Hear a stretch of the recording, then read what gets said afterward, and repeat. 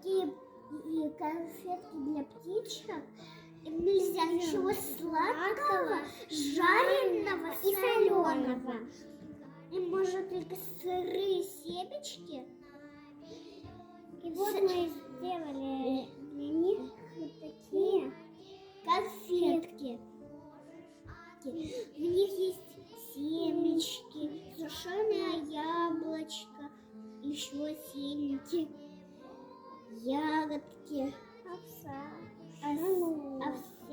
овса, пшено.